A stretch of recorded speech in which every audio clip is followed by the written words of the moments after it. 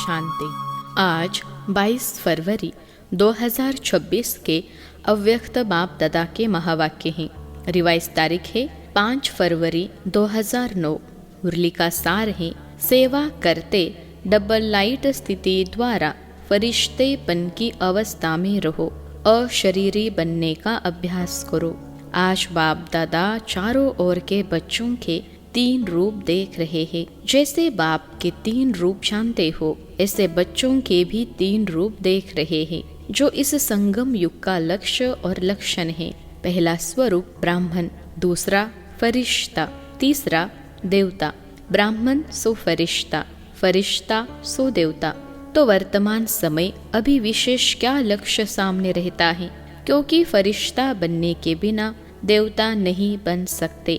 तो वर्तमान समय और स्वयं के पुरुषार्थ प्रमाण अभी लक्ष्य यही है, फरिश्ता। संगम युग का संपन्न स्वरूप फरिश्ता सो देवता बनना है। फरिश्ते की परिभाषा जानते भी हो। फरिश्ता अर्थात पुरानी दुनिया के संबंध, संस्कार, संकल्प से हल्का हो। पुराने संस्कार सब में हल्के हो, सिर्फ अपने संस्कार, स्वभाव, संसार में हल्कापन नहीं। लेकिन फरिश्ता अर्थात सर्व के संबंध में आते, सर्व के स्वभाव, संस्कार में हल्कापन। इस हल्केपन की निशानी क्या है? वह फरिश्ता आत्मा सर्व के प्यारे होंगे। कोई कोई के प्यारे नहीं, सर्व के प्यारे। जैसे ब्रह्मा बाप को हर एक समझता है मेरा है, मेरा बाबा कहते हैं, ऐसे फरिश्ता अर्थात सर्व के प्रिय। कई बच्चे सोचते हैं कि ब्रह्मा बाबा तो ब्रह्मा ही था, लेकिन आप सब ने आप समान ब्राह्मण आत्माओं में देखा कि आप सबकी प्यारी दादी, जिसको सभी प्यार से अनुभव करते रहे कि मेरी दादी है, सर्व तरफ स्वभाव, संस्कार और इस पुराने संसार में रहते, न्यारी और प्यारी, सब हक से कहते हमारी दादी। तो कारण क्या? स्वयं स्वभाव, संस्कार में हल्के, सबको मेरापन अनुभव कराया। तो एग्जाम्पल रहा। जगत अम्बा का भी देखा, लेकिन कई सोचते हैं वह तो जगत अम्बा थी ना। लेकिन दादी आप ब्राह्मण परिवार जैसी साथी थी। उनसे अगर पुरुषार्थ सुनते व पूछते तो उनके मुख से सदैव एक ही शब्द रहा, अब कर्मातीत बनना है। कर्मातीत बनने की लगन में औरों को भी यही शब्द बार बार याद दिलाती रही। तो हर ब्राह्मण का अभी लक्ष्य और लक्षण विशेष यही रहना चाहिए, है भी, लेकिन नंबरवार है। यही लगन हो, अब फरिश्ता बनना ही है। फरिश्ता अर्थात इस देह, साकार देह से न्यारा, सदा लाइट के देहधारी। फरिश्ता अर्थात इस कर्मेंद्रियों के राजा। बाप दादा ने पहले भी सुनाया कि सारे सृष्टि चक्र के अंदर एक ही बाप दादा है, जो फलक से कहते हैं कि मेरा एक एक बच्चा राजा बच्चा है, स्वराज्य अधिकारी है। तो फरिश्ता अर्थात स्वराज्य अधिकारी। ऐसा स्वराज्य अधिकारी आत्मा लाइट के स्वरूपधारी। कोई भी ऐसे लाइट के डबल हल्केपन की स्थिति में स्थित होंगे। अगर कोई को भी मिलते हैं तो उनके मस्तक में आत्मा ज्योति का भान चलते फिरते भी दिखाई देगा। अभी यह तीव्र पुरुषार्थ का लक्ष्य और लक्षण सदा इमर्ज रखो। जैसे ब्रह्मा बाप में देखा, अगर कोई भी मिलता, दृष्टि लेता, तो बात करते करते क्या दिखाई देता। और लास्ट में अनुभव किया कि ब्रह्मा बाप बात करते करते भी मीठी और शरीरी स्थिति में स्थित हो जाता। चाहे कितना भी सर्विस समाचार हो, लेकिन दूसरों को भी सेकंड में अशरीरीपन का अनुभव कराते रहे। और कोई भी मुरली में चेक करो तो बार बार मैं अशरीरी आत्मा हो, आत्मा का पाठ एक ही मुरली में कितनी बार याद दिलाते रहे। तो अभी समय अनुसार छोटी छोटी विस्तार की बातें, स्वभाव संस्कार की बातें अशरीरी अवस्था से दूर कर देती हैं।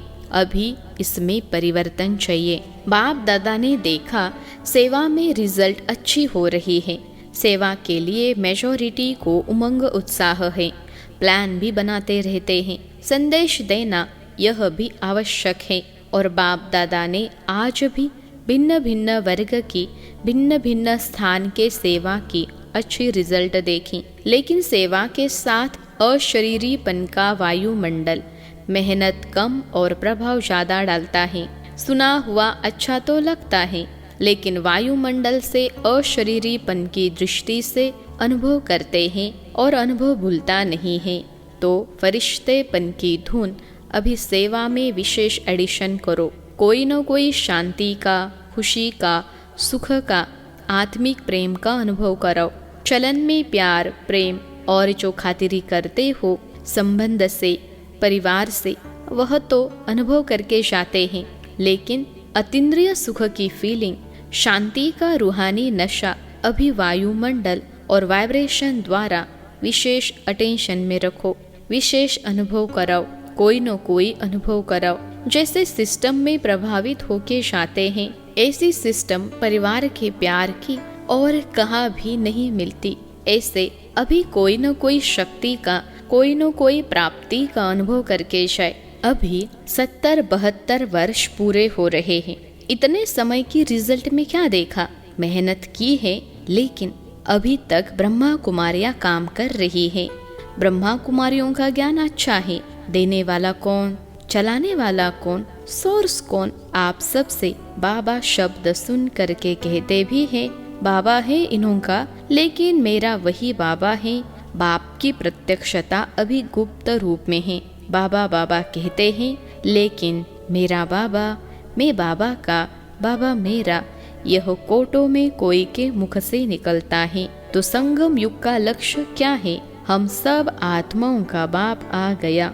वर्षा तो बाप द्वारा मिलेगा ना। वह प्रभाव फरिश्ता अवस्था से वायुमंडल फैलेगा। इनकी दृष्टि में रूहानियत की लाइट नजर आती है। तो अभी तीव्र पुरुषार्थ का यही लक्ष्य रखो। मैं डबल लाइट फरिश्ता हूँ। चलते फिरते फरिश्ता स्वरूप की अनुभूति को बढ़ाओ और शरीरीपन के अनुभव को बढ़ाओ। सेकंड में कोई भी संकल्पों को समाप्त करने में संस्कार स्वभाव में डबल लाइट। कई बच्चे कहते हैं हम तो हल्के रहते हैं, लेकिन हमको दूसरे जानते नहीं हैं। लेकिन ऐसे डबल लाइट फरिश्ता, तो डबल लाइट की लाइट क्या छिप सकती है? छोटी सी स्थूल लाइट, टॉर्च हो या माचिस की तीली हो, लाइट कहाँ भी जलेगी, छिपेगी नहीं। और यह तो रूहानी लाइट है। तो अपने वायुमंडल से उनको अनुभव कराओ कि यह कौन है। चाहे जगदम्बा, चाहे दादी ने कहा नहीं कि मुझे जानते नहीं हैं, अपने वायुमंडल से सर्व की प्यारी रहें। इसलिए दादी का मिसाल देते हैं, क्योंकि ब्रह्मा बाप के लिए भी सोचते हैं।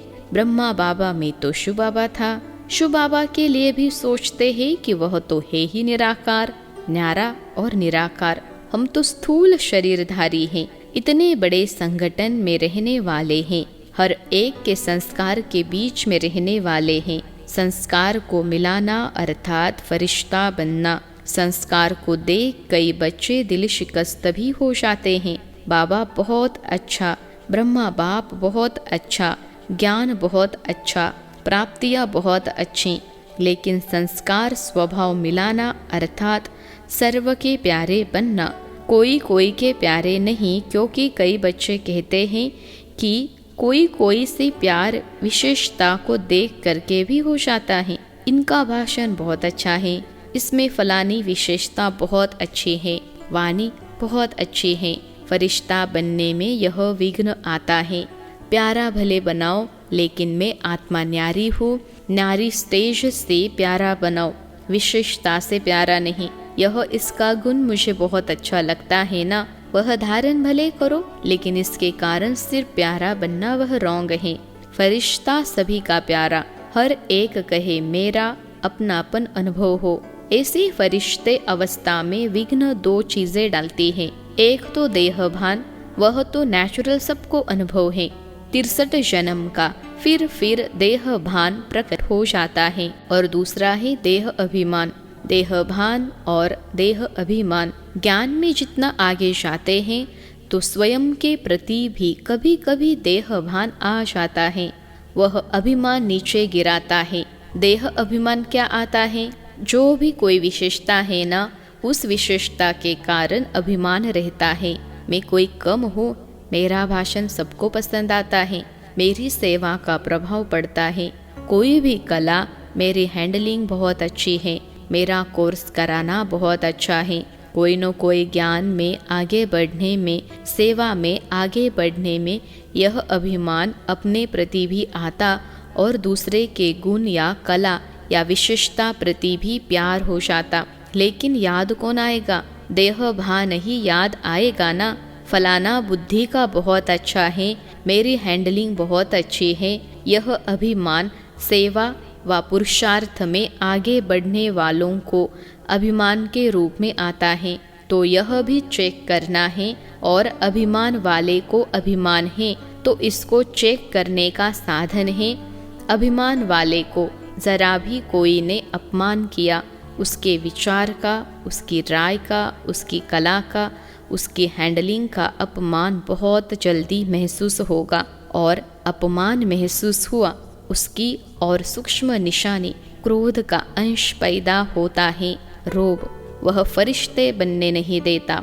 तो वर्तमान समय के हिसाब से बाप दादा फिर से इशारा दे रहा है, अपना संगम युग का लास्ट स्वरूप फरिश्ता अब जीवन में प्रत्यक्ष करो, साकार में लाओ। फरिश्ता बनने से अशरीरी बनना बहुत सहज हो जाएगा। अपनी चेकिंग करो कि अपनी विशेषता या और किसकी विशेषता से सूक्ष्म रूप में भी कोई लगाव व अभिमान तो नहीं है। कई बच्चों की अवस्था कोई छोटी सी बात भी होगी ना तो नीचे ऊपर हो जाती है। दिल खुश, चेहरा खुश, उसके बजाय या चिंतन वाला चेहरा या चिंता वाला चेहरा हो जाता, और चलते चलते दिल शिकस्त भी हो जाते। दिल खुश के बजाय दिल शिकस्त। तो समझा, अब अपने संगम युग की लास्ट स्टेज फरिश्तेपन के संस्कार इमर्ज करो। जैसे जैसे ब्रह्मा बाप को देखा, फॉलो फादर करना है ना। बात करते करते लास्ट में कई बच्चों को अनुभव है। सुनाने आए समाचार, लेकिन समाचार से परे, आवाज से परे स्थिति का अनुभव किया हुआ देखा है। कई बातों का समाचार सुनाने बहुत प्लान बनाकर आते, यह बताऊंगा, यह बताऊंगा, यह पूछूंगा, लेकिन सामने आते क्या बोलना था वही भूल जाता। तो यह है फरिश्ता अवस्था। तो आज क्या पाठ पक्का किया? मैं कौन? फरिश्ता। किसी बातों से, किसी की विशेषताओं से व अपनी विशेषता से, देह अभिमान से परे डबल लाइट फरिश्ता। क्योंकि फरिश्ता बनने के बिना देवता या ऊंच पद नहीं मिलेगा। सतयुग में तो आ जाएंगे क्योंकि बच्चे बने हैं। वर्षा तो मिलेगा लेकिन श्रेष्ठ पद नहीं। जो वायदा है सदा साथ रहेंगे, साथ साथ राज्य करेंगे। तख्त पर भले नहीं बैठे लेकिन राज्य अधिकारी बने। वहाँ की राज्य सभा देखी है ना? जो भी राज्य सभा के अधिकारी है वह तिलक और ताजधारी, राज्य का तिलक, राज्य की निशानी ताज। तो बहुत समय से स्वराज्य अधिकारी, बीच बीच में नहीं, बहुत समय के स्वराज्य अधिकारी तख्त पर भले नहीं बैठे लेकिन रॉयल फैमिली के अधिकारी बन जाते हैं। अच्छा, आज जो पहली बारी आए हैं वह उठो। अच्छा, पौनी सभा तो उठी हुई है। अच्छा, जो भी पहली बारी आए हैं उन सभी को बाप से साकार में मिलने की पहली बारी की जन्म की मुबारक हो। बाप दादा का सभी आए हुए बच्चों को यही वरदान है कि आए टू लेट के समय है, लेकिन नए आए हुए बच्चों प्रति एक विशेष वरदान है कि कभी भी यह संकल्प नहीं करना कि हम आगे कैसे जा सकते। टू लेट आने वालों को अभी तो लेट में आए हो, टू लेट में नहीं आए हो। और अभी आप सबको विशेष बाप दादा और निमित्त बने हुए ब्राह्मण परिवार के भाई बहनों की विशेष सहयोग की भावना है कि अगर आप थोड़े समय को, एक एक सेकंड को सफल करने का, क्योंकि थोड़े समय में बहुत पाना है, एक सेकंड भी व्यर्थ नहीं गवाना। कर्म योगी बनके चलना, कर्म नहीं छोड़ना है, लेकिन कर्म में योग ऐड करते कर्म और योग का बैलेंस रखना है।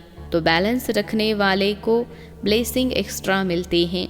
तो जो भी लेट में आए हो, टू लेट अभी आगे लगना है। आपको चांस है, थोड़े समय में बहुत पुरुषार्थ कर सकते हो। बाप दादा वरदान देते हैं, हिम्मते बच्चे मददे बाप है ही। सभी चारों ओर के बच्चों को बाप दादा के दिल की दुआएं, पदम गुना बधाइयाँ और मुबारक दे रहे हैं। और आने वाले अथवा जो पत्र ईमेल भेजते हैं उनका सेकंड से भी कम समय में बाप दादा के पास पहुंच जाता है।